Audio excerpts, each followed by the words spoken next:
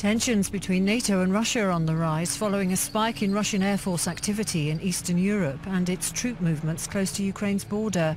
At a joint meeting with the EU's new foreign chief, NATO's Secretary General Jens Stoltenberg said recent Russian behavior was unacceptable.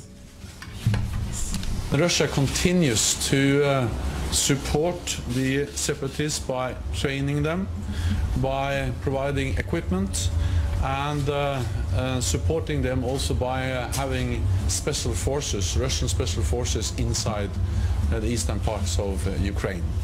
The recent Russian air activity, while keeping to international airspace over the Baltic and North Seas, has flirted close to airspace borders.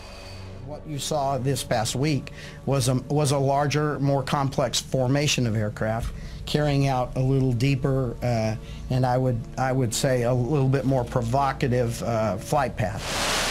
For its part, Russia has expressed its own concerns over NATO enlargement and its reinforcement of troops in Eastern Europe.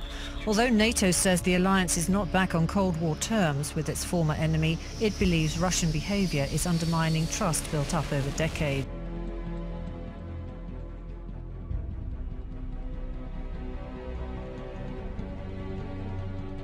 The Sneva RSM-54 intercontinental ballistic missile was fired from the Tula submarine in the Barents Sea on Wednesday.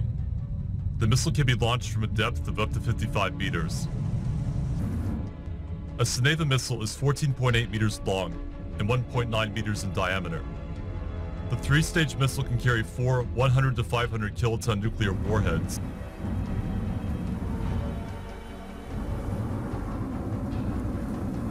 And has a range of 8,300 kilometers.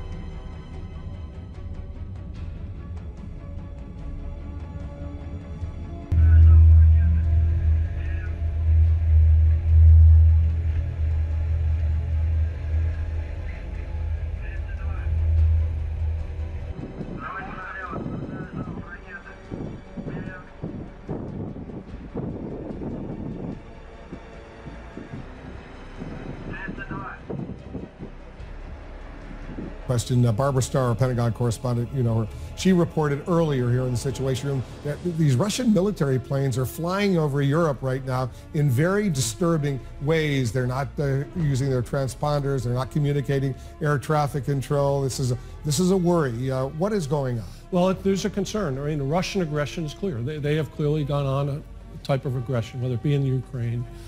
And the important part about this is they're not abiding by rules that have been set up, air rules, normal air rules. Everybody follows flight plans, if in fact the report's true. And in fact, the fact that they are flying without any communications. And so that's concerning. Again, this is Russian aggression, and I think they're trying to reassert themselves. I think we have to watch it very carefully. It's important that we reassure our allies. We deployed a brigade over to Eastern Europe, and we now have a heavy brigade that's conducting exercises with our partners, and we will continue to do actions like that to reassure our allies because of this Russian aggression that we continue to see.